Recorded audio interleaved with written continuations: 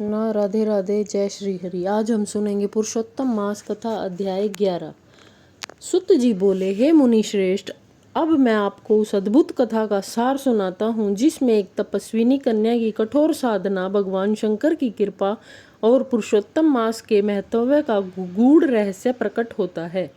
नारद जी के प्रश्न करने पर श्री नारायण बोले, हे एक समय के ऋषि की कन्या ने भगवान शिव को पति रूप में पाने की इच्छा से अत्यंत कठिन तपस्या आरंभ की। वह कन्या अत्यंत दृढ़ निश्चयी और धैर्यवान थी।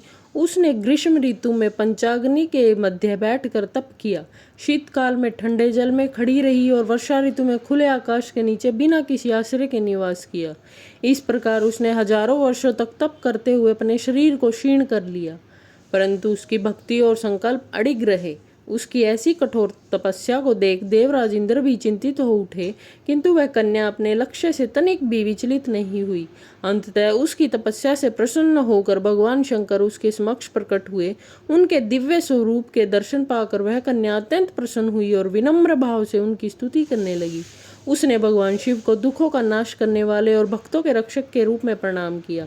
भगवान शंकर उसकी भक्ति से प्रसन्न होकर बोले, हे तपस्विनी, मैं तुम पर प्रसन्न हूँ, तुम जो चाहो वर मांगो।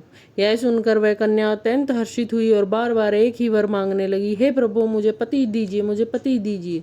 उसने अपनी इस इच्छा को 5 बार दोहराया। तब भगवान शंकर ने मुस्कुरा कर कहा, हे सुंदरी, तुमने 5 बार पति मांगा है, इसलिए अगले जन्म में तुम्हें 5 पति प्राप्त होंगे। वे सभी वीर, धर्मज्ञ और गुणवान होंगे। यह सुनते ही कन्या व्याकुल हो उठी। वह हाथ जोड़कर बोली, हे प्रभु, संसार में एक स्त्री का एक ही पति होता है, 5 पति होना तो लोक विरुद्ध है। कृपा मुझे ऐसा वर न दे जिससे मेरी हंसी हो। तब शंकर भगवान गंभीर होकर बोले, हे बाले, यह सब तुम्हारे पूर्व कर्मों का फल है। तुमने पूर्व जन्म में महर्षि दुर्वासा का अपमान किया और पुरुषोत्तम मास का अनादर किया, उसी के कारण तुम्हें यह फल प्राप्त होगा। इस जन्म में तुम्हें पति सुख नहीं मिलेगा, पर अगले जन्म में तुम बिना योनि के उत्पन्न होकर 5 पतियों का सुख भोगोगी और अंत में परम पद को प्राप्त करोगी। शिवजी ने आगे कहा, पुरुषोत्तम मास अत्यंत पवित्र और कल्याणकारी है। जो इसका श्रद्धा से पालन करता है वह सुख, समृद्धि और मोक्ष को प्राप्त करता है, परंतु जो इसका अपमान करता है उससे इसके विपरीत फल भोगना पड़ता है। ऐसा कहकर भगवान शंकर अंतर्ध्यान हो गए। उनके चले जाने पर वह कन्या अत्यंत दुखी हुई और चिंतित हो गई, मानो कोई मृगी अपने समूह से बिछड़ गई हो। सुत जी बोले, हे मुनियों, इस प्रकार यह कथा हमें यह शिक्षा देती है कि भक्ति और तपस्या का फल अवश्य मिलता है, किंतु धर्म के नियमों और पुरुषोत्तम मास के महत्व को समझकर उसका पालन करना भी अत्यंत आवश्यक है।